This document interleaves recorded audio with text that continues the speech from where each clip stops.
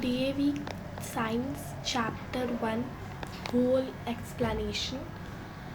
Chapter 1 Cell, the cell and its structures and functions. So I will explain all the chapter in Hindi. So for your efficient, you will be able to understand the whole chapter. First you will read the whole chapter, and then after this explanation you will able to answer all the questions. So first देखो, अर्थ पे बहुत large variety का organism होता है और सबका form और उसका स्ट्रक्चर अलग अलग होता है, लेकिन जो बेसिक स्ट्रक्चर है उसके और जो बेसिक फंक्शंस है उनमें बहुत सिमिलैरिटीज़ होती है. जैसे कि ब्रिक बनता है, बिल्डिंग बनता है ब्रिक्स से, वैसी बॉडीज़ बनता है. सारे प्लांट्स और एनिमल्स के जो बॉडीज़ होते हैं वो सेल से बनते हैं. माइक्रोस्कोपिक बैक्टीरिया से लेकर के अमीबा तक, माइक्रोस्कोपिक बैक्टीरिया जैसे कि अमीबा से लेकर के बड़े बड़े लार्ज ऑर्गेनिज्म जैसे कि एलिफेंट्स, वेल्स और गैंगेटिक ट्रीज तक के सारे ऑर्गेनिजम्स जो होते हैं वो सेल से बने होते हैं. इसलिए सेल को हम लोग basic unit of all organism कहते हैं. सारे कुछ सेल्स जो होते हैं उनमें यूनिसेलुलर ऑर्गेनिज्म होते हैं, मतलब सिंगल सेल और इंडिविजुअल्स होते हैं, और कुछ मल्टी सेल और सेलुलर ऑर्गेनिज्म होते हैं, मतलब उसमें एक से ज़्यादा सेल होते हैं. और कुछ बेसिक फंक्शंस होते हैं जैसे कि न्यूट्रिशन हो गया, रेस्पिरेशन हो गया, ग्रोथ हो गया, डेवलपमेंट और रिप्रोडक्शन. तो ऐसे कुछ फंक्शंस हैं जो कि ये सारे सेल ऑर्गेनिज्म में परफॉर्म करते हैं. तो ये जो फंक्शंस होते हैं वो हमारे ह्यूमन ऑर्गेनिज्म या कोई भी ऑर्गेनिज्म है उसके सर्वाइवल के लिए बहुत इंपॉर्टेंट होते हैं. इसलिए हम लोग सेल को बेसिक स्ट्रक्चर और फंक्शनल यूनिट ऑफ लाइफ कहते हैं. सो इस वाले चैप्टर में हम लोग उसके शेप, उसके साइज़ और उसके स्ट्रक्चर और उसके फंक्शंस, इन 4 चीज़ों के बारे में पढ़ेंगे. अलग अलग ऑर्गेनिज्म में जो अलग अलग फंक्शंस होते हैं. So first, discovery of cell. Cell जो है वो basic structure unit of life है. वो बहुत सालों तक अनडिस्कवर्ड था क्योंकि जो मेजॉरिटी ऑफ सेल्स है, जो मोस्ट ऑफ द सेल्स है, वो इतने छोटे हैं कि वो ऐसे हमारे आँखों से बिना माइक्रोस्कोप के नहीं देख सकते हम लोग. ये डिस्कवरी तभी हो पाई जब कोई ऑप्टिकल इंस्ट्रूमेंट का एडवांसमेंट हुआ, उसका खोज हुआ. तो 17वीं सेंचुरी में कुछ इसके बेसिक फीचर्स को हम लोगों ने स्टडी किया. हम लोगों ने तो नहीं, साइंटिस्ट रॉबर्ट हुक जो सबसे पहले साइंटिस्ट थे, उन्होंने डिस्कवर किया 1666 में. ठीक है, वो कॉर्क देखे थे. तो ये जो टाइनी सेल्स होते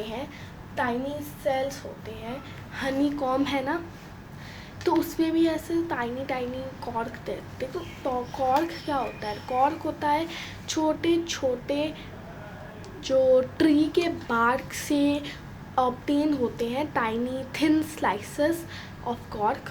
ठीक है, तो उसके तरह दिखता था हनी का scope. So this is what the cell looks like. असल में सेल ऐसा ही दिखता है. और ये जो रॉबर्ट हुक ने जो एडवांसमेंट करा था, जो अचीवमेंट किया था, जो इन्वेंशन किया था, वो उनके खुद के डिज़ाइन किए हुए माइक्रोस्कोप के द्वारा किया गया. वो देखे कि सेल में ऐसे छोटे छोटे कंपार्टमेंट्स हैं हनी कोम्ब जैसे. लैटिन में सेल का मतलब लिटिल रूम होता है, और बाद में इसको कंपार्टमेंट्स की तरह एक्सप्लेन करा गया, जो कि एक्चुअली डेड सेल देखे थे. वो एक्चुअली डेड सेल देखे थे, उसमें सेल वॉल भी था. सेल क्या होता है? अब देखो, सारे लिविंग ऑर्गेनिज्म सेल से बने होते हैं. सेल में शेप होता है, बेसिक स्ट्रक्चर होता है, लेकिन वो डिफरेंट होता है. ठीक है, उनका नंबर अलग होता है, उनका शेप अलग होता है, उनका साइज़ अलग होता है, अलग अलग ऑर्गेनिज्म में अलग अलग होता है. जो आउटर मोस्ट पार्ट है हमारे स्किन का, उसमें डेड सेल्स होते हैं. और ये जो लेयर है वो पीरियोडिकली शेड होते रहते हैं और नए नए सेल्स से रिप्लेस हुए होते हैं. हम लोग अचानक से ऐसा अबाक रह जाएंगे, सरप्राइज हो जाएंगे यह जानकर कि एक आदमी 4 किलोग्राम तक का स्किन सेल्स हर साल लूज़ करता है। एक इंसान हर साल 4 किलोग्राम ऑफ सेल को स्किन के सेल को लूज़ करता है। अब देखो variation in cell number, shape and size. तो सेल नंबर जो होता है एक अमीबा है, ठीक है, और अर्थवॉर्म है, दोनों का अलग अलग साइज है। उनके साइज में डिफरेंस है क्योंकि उनके जो नंबर्स ऑफ सेल है उनमें अंतर है, इसलिए उसके साइज में भी अंतर है। जैसे अमीबा में एक ही सेल है, अर्थवॉर्म में मिलियंस ऑफ सेल्स है। तो नंबर ऑफ सेल के बेसिस पे लिविंग ऑर्गेनिज्म को 2 कैटेगरी में डिवाइड करा है, जो कि है यूनिसेलुलर और मल्टी सेलुलर। अब आप लोग देख सकते होंगे कि लिविंग ऑर्गेनिज्म में यूनिसेलुलर में मल्टी सेलुलर और यूनिसेलुलर आएगा, ठीक है। यूनिसेलुलर में ऑर्गेनिज्म जिसमें एक सेल होता है वो होता है, और मल्टी सेलुलर में बहुत सेल होता है। यूनिसेलुलर में ऑल यूग्लिना, एमीबा और पैरामीशियम आएगा, और मल्टी सेलुलर में ह्यूमंस, बर्ड्स और एनिमल्स आएगा। सेल का जो शेप होता है वो अलग अलग ऑर्गेनिज्म में अलग अलग होता है। तो ये तो हम लोगों को पता है कि अलग अलग ऑर्गेनिज्म में सेल का जो शेप होता है वो अलग होता है, लेकिन एक ही ऑर्गेनिज्म के अलग अलग ऑर्गन के सेल्स भी अलग अलग शेप के होते हैं। कोई ओवल होता है तो कोई स्फेरिकल होता है, कोई फाइबर लाइक होता है तो कोई पॉलीगन होता है। तो ये जो डिफरेंस है शेप में वो क्यों होता है, क्योंकि उनके लोकेशन और फंक्शन, टिश्यू का अलग अलग लोकेशन अलग अलग फंक्शन होता है, इसलिए। अब देखो फॉर एग्जांपल नर्व सेल्स जो होते हैं वो नर्व इम्पल्स को ट्रांसमिट करते हैं ऑर्गन्स में, जो अलग अलग बॉडी के अलग अलग पार्ट्स में होते हैं, और उसको हम लोग लॉन्ग फाइबर लाइक स्ट्रक्चर भी कह सकते हैं। अब देखो ये अलग अलग वैरायटी ऑफ सेल आएगा। लिवर कुछ इस तरह का होगा, फैट सेल इस तरह का, muscle, smooth muscle cell, nerve cell, red blood cells, तो बहुत सारे सेल्स हैं। सेल सेल का जो साइज होता है वो भी वैरी करता है। सबसे छोटा सेल पीपीएलओ को होता है, प्लूरोपेनियोमिला ब्लैक ऑर्गेनिज्म को, जिसको हम लोग माइक्रोप्लाज्म भी कहते हैं। इसमें 0.1 माइक्रोन होता है, जिसको हम लोग इस तरह से डिनोट करते हैं डायमीटर में 1 U = 10⁻⁻6 मीटर। ऑस्ट्रिच का एग्स को सबसे लार्जेस्ट सेल कहा जाता है क्योंकि वो 170 मिलीमीटर है डायमीटर में। तो जो हैंस का जो एग होता है, हैंस का जो एग होता है वो एक सिंगल सेल है, और ये इतना बड़ा होता है कि हम लोग अपने आँखों से उसको देख सकते हैं। अब देखो ये कुछ साइज़ दिए गए हैं, अमीबा के इतना होता है, हंस का इतना होता है, तो इसको भी याद कर लेना है, और बॉडीज़ में भी होता है तो इसको भी याद कर लेना है, ठीक है। लाइफ स्पैन जो होता है रेड ब्लड सेल्स का वो होता है 120 दिन। और ये कुछ एक्टिविटीज़ है जो आपके स्कूल के लैब में आप लोगों को करवा दिए जाएंगे। इमेज पे चलते हैं। देखो सेल के पार्ट्स, तो सेल जो होते हैं उस सेल में एक लिविंग प्रोटोप्लाज्म होता है, सेल में एक लिविंग प्रोटोप्लाज्म होता है जो सेल मेम्ब्रेन से सराउंडेड होता है। प्रोटोप्लाज्म में साइटोप्लाज्म और न्यूक्लियस होता है। साइटोप्लाज्म में बहुत सारे स्ट्रक्चर्स होते हैं जिनको हम लोग सेल ऑर्गेनेल्स कहते हैं। ऑर्गेनेल्स वो स्ट्रक्चर होते हैं सेल में जो बहुत सारे फंक्शंस को परफॉर्म करते हैं। अलग अलग सेल्स के पार्ट्स के बारे में पढ़ते हैं। सेल मेम्ब्रेन जो होता है वो सारा लिविंग सेल्स एक मेम्ब्रेन से बना हुआ होता है, सराउंडेड होता है, जिसको हम लोग प्लाज्मा मेम्ब्रेन या सेल मेम्ब्रेन कहते हैं। ये इनर जेल लाइक मटेरियल को, जो कि प्रोटोप्लाज्म है, इसको सराउंड करता है। और प्लाज्मा मेम्ब्रेन सब्सटेंसेस जो सेल्स के रिक्वायर्ड में है उन्हीं को बस एंट्री देता है और बाकी को एक्सिट कर देता है, ठीक है। तो एंटर और एक्सिट का ये कंट्रोलर है, ठीक है। प्लांट्स और फंगी और बैक्टीरिया के जो सेल्स हैं उनमें एक एडिशनल कवर होता है जिसको सेल वॉल भी कहते हैं। सेल वॉल का जो कवरिंग होता है वो प्लांट सेल में होता है, ठीक है, और वो प्लांट सेल को प्रोटेक्शन देता है, रिजिडिटी देता है इन्वायरमेंट के वेरिएशंस से, और इसको शेप भी देता है, साइज़ भी देता है और सपोर्ट भी देता है। साइटोप्लाज्म जो होता है प्रोटोप्लाज्म का एक पोर्शन होता है जो सेल मेम्ब्रेन के अंदर होता है, न्यूक्लियर मेम्ब्रेन के बाहर होता है, जिसको साइटोप्लाज्म कहते हैं। उसको काइटस में hollow that is plasma liquid भी कहते हैं। ये ग्राउंड सब्सटेंस की तरह एक्ट करता है सेल एक्टिविटीज़ के लिए।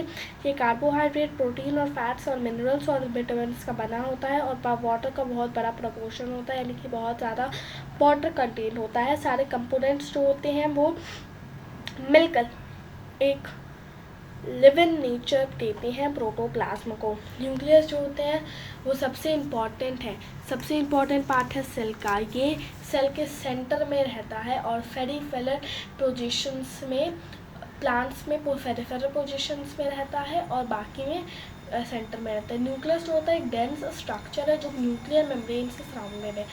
अब देखो, जो प्रोटोप्लाज्म होता है न्यूक्लियस का उसको न्यूक्लियोप्लाज्म कहते हैं और उसमें एक थ्रेड लाइक नेटवर्क होता है जिसको क्रोमैटिन नेटवर्क कहते हैं। जब ये सेल डिवाइड होता है तो क्रोमैटिन कंडेंस हो जाता है, थिक हो जाता है, थ्रेड लाइक स्ट्रक्चर जिसको हम लोग क्रोमोसोम कहते हैं।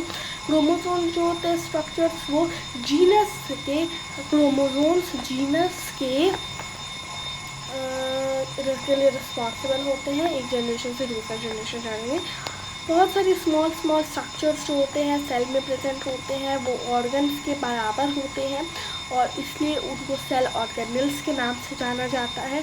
क्रोमोसोम का नंबर जो होता है सेल का वो अलग अलग ऑर्गेनिज्म में डिफ़र करता है। मैन में 46 होता है, डॉग में 78 होता है, पिजन में 80 होता है, यीस्ट में 32 होता है और वीट में 42 होता है। Cell organelles, the main cell organelles are plastids. Plastids बहुत ही बड़े सेल ऑर्गेनल्स होते हैं, प्लांट्स में ही होते हैं। कलर पिगमेंट प्रोवाइड करते हैं सेल को। ग्रीन कलर प्रोवाइड करता है क्लोरोप्लास्ट जो कि फूड के मैन्युफैक्चर के लिए हेल्प करता है और फोटोसिंथेसिस के द्वारा।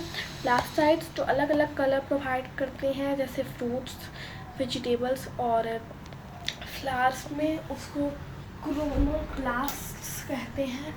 और ये जो अलग कलरलेस पार्टिकल्स होते हैं जिनमें कोई कलर नहीं होता है उसको ल्यूकोप्लास्ट कहते हैं। तो ये स्टार्च को स्टोर करते हैं, ठीक है, और प्रोटीन और ऑयल्स को भी स्टोर करने का स्पेस देते हैं। माइटोकॉन्ड्रिया जो होता है वो रॉड शेप्ड होता है या स्फेरिकल स्ट्रक्चर्स कह सकते हो। तो ये जो होते हैं वो सेल में बहुत नंबर में प्रेजेंट होते हैं और बहुत साइकोलॉजिकल एक्टिविटीज़ भी करते हैं। ये सेलुलर रेस्पिरेशन के लिए भी रिस्पॉन्सिबल है और एनर्जी भी जनरेट करते हैं, ठीक है, इसलिए इसको powerhouse of the cell कहा गया। एंडोप्लाज्मिक रेटिकुलम जो है वो मेम्ब्रेन्स के नेटवर्क को कहा जाता है जो कि ट्रांसपोर्टेशन के लिए, सेल के मटेरियल्स के ट्रांसपोर्टेशन के लिए चैनल्स प्रोवाइड करते हैं। जो एंडोप्लाज्मिक रेटिकुलम होता है दो तरह का होता है। रफ एंडोप्लाज्मिक रेटिकुलम जो कि एक रफ अपीयरेंस देता है और बहुत ही वाइटल रोल प्ले करता है, ठीक है। एंड ये प्रोटीन्स का सिंथेसाइज करता है। स्मूथ ईयर जो होता है वो एक ईयर है जो राइबोसोम्स में होते हैं और इनके अपीयरेंस स्मूथ होते हैं और ये फैट्स के सिंथेसाइजेस में इम्पॉर्टेंट होते हैं। गोल्गी कॉम्प्लेक्स वो सैक लाइक स्ट्रक्चर्स होते हैं, एक के ऊपर एक और प्लांट्स में बहुत ही एक के ऊपर एक होते हैं, ठीक है। ये मटेरियल्स की पैकेजिंग और प्रोसेसिंग में जो सेल प्रोड्यूस करता है उसमें इन्वॉल्व होते हैं। वैक्यूल जो होता है वो एक एम्प्टी स्पेस होता है साइटोप्लाज्म में जो कि मेनली प्लांट सेल में बड़ा होता है, वाटर को स्टोर करता है, एक्सेस वाटर को, वेस्ट प्रोडक्ट को भी स्टोर करके रखता है। अमीबा में फूड का मटेरियल जो होता है वो उसके वैक्यूल में फ्लाइजेशन के लिए हेल्ड किया जाता है। राइबोसोम्स जो होते हैं वो टाइनी ग्रैनुअल्स होते हैं साइटोप्लाज्म में और रफ यार्ड में होते हैं वो, और वो प्रोटीन को सिंथेसाइज में मदद। सेल्स में कुछ स्मॉल एक्सटेंशंस होते हैं सेल के मेम्ब्रेन में जो फूड के लोकोमोशन और कलेक्शन के लिए हेल्पफुल होते हैं, उसको सीलिया कहते हैं। पारामीशियम में बहुत सारा सीलिया होता है और यूग्लिना में एक सिंगल फ्लैजेलम होता है। ये दोनों डायग्राम रटते जाएंगे, बहुत इंपॉर्टेंट है। अब देखो levels of organisation in an organism. Unicellular organism amoeba जैसे में एक सिंगल सेल सारा फंक्शन परफॉर्म करता है और फूड को डाइजेस्ट भी करता है, उसको कैप्चर भी करता है, उसको रिस्पायर भी करता है, एक्सक्रीट भी करता है, ग्रो और रिप्रोड्यूस भी करता है। मल्टीसेलुलर ऑर्गेनिज्म में भी जो सेल्स होते हैं वो बहुत सारे फंक्शंस को परफॉर्म करते हैं। एक सेल्स का ग्रुप जो होता है वो फंक्शन परफॉर्म करता है, टिश्यू बनाता है, और जो ग्रुप ऑफ टिश्यू होता है वो ऑर्गन बनाता है, ग्रुप ऑफ ऑर्गन जो होता है ऑर्गन सिस्टम बनाता है, और फिर ऑर्गेनिज्म बन जाता है। ऑर्गन सिस्टम्स बहुत होते हैं, डाइजेस्टिव, मस्कुलर, रेस्पिरेटरी, नर्वस और circulatory, reproductive, excretory, endocrine, skeleton and integumentary. सारे सेल्स जो होते हैं वो उनमें कुछ कॉमन फीचर्स होते हैं, वो अलग अलग पार्ट्स में अलग अलग तरह के दिखते हैं, जैसे ब्लड और लिवर सेल्स अलग अलग दिखते हैं अपीयरेंस में। प्लांट और एनिमल सेल में बहुत मेजर डिफरेंस है। प्लांट सेल में शेप रिजिड होता है क्योंकि उनमें एक सेल वॉल होता है। एनिमल सेल का जो मेम्ब्रेन होता है वही आउटर कवर होता है, जिसके वजह से उसका सेल का जो शेप होता है वो इरेगुलर हो जाता है। ये प्लांट एनिमल सेल को सेल मेम्ब्रेन फ्लेक्सिबिलिटी देता है और उसके शेप में वेरिएशन आता है। प्लांट सेल में प्लास्टाइड्स होते हैं जो एनिमल सेल में नहीं होते हैं। प्लांट सेल में वैक्यूल बड़ा होता है, एनिमल सेल में वैक्यूल बहुत कम होता है, शॉर्ट होता है, नहीं भी हो सकता है। ये जो प्लांट सेल और एनिमल सेल का डायग्राम है ये भी बहुत ही इम्पॉर्टेंट है और इसका नोट्स तो मैंने डाल ही लिया है। तो ये कुछ की पॉइंट्स है, आप लोगों को देख लीजिएगा। शेप जो होता है सेल वॉल का, एनिमल सेल का, ये सब आप देख लीजिएगा, बहुत इम्पॉर्टेंट है, बहुत इम्पॉर्टेंट है। सो इसका कीवर्ड्स भी है, ये सारा कीवर्ड्स भी है। Keywords is also important and you must know is also important, and you can see this